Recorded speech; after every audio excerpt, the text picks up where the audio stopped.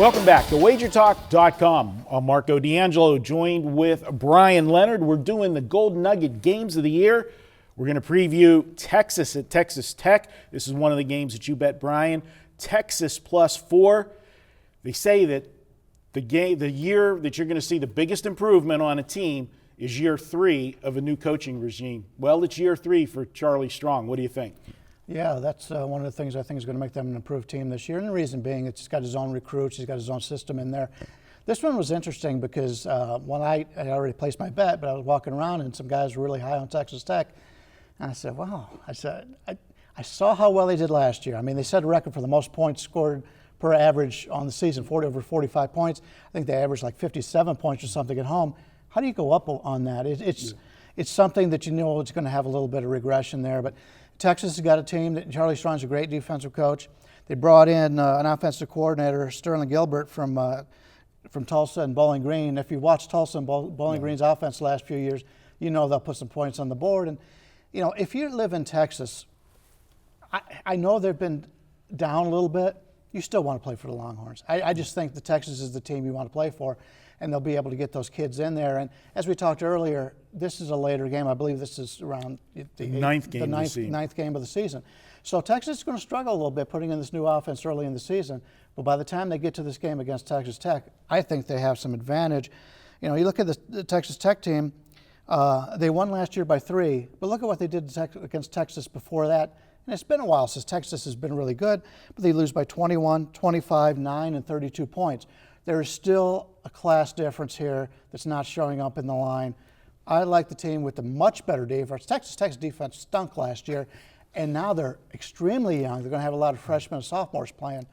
I'm not buying this Texas Tech team just because they scored a lot of points. Stunk might be an understatement because Texas Tech allowed 44 or more points 8 times last year, 55 or more points 5 times last year. Yeah, they had one of the best offenses in college football. Well, they needed every one of those points because they couldn't stop anybody. And I think one of the reasons why Texas has, in the past, had so much success against Texas Tech is Texas is one of those teams that still kind of was a little bit of old school football where, you know, it was more even in the previous regime when Mac Brown was there. They weren't an offensive team that was airing it out. They still like to pound the football. And against a team that can't play defense, you frustrate. You know, it's a double-edged sword. Not only are you keeping the defense on the field for long periods of time whenever you're playing ball control, but that offense that wants to get out there, that's timing and get rolling, they're sitting there watching 6 or 5, 6 minute drives and not being able to be out on the field. It frustrates them when they get out there. And I think that that's one of the reasons Texas has had so much success against Texas Tech. And, you know, as you said, I agree. Texas is still the name. That's the prestige where you want to go. If Charlie Strong doesn't get it done this year, could be a. He's on the hot seat. Yeah. And one thing we didn't touch on is because Texas ran that offense different than most teams in this conference, the players didn't see it in practice from the defensive standpoint.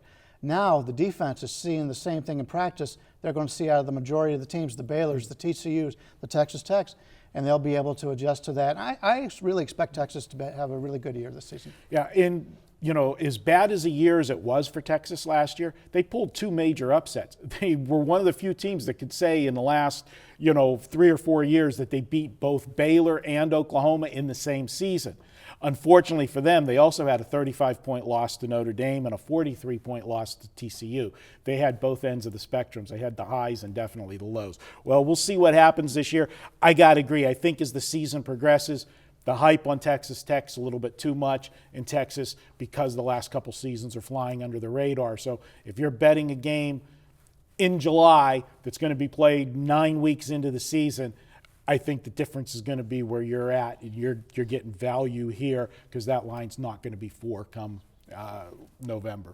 So I agree with you. 2 for 2 on agreeing with you. I don't know if that's good or bad. All right. Hey, guys, be sure to check out the Weekend All Access at WagerTalk.com. Every weekend, you can have your favorite capper get all of his plays Thursday through Monday. That's 5 big days, just $69. Check it out each and every week at WagerTalk.com.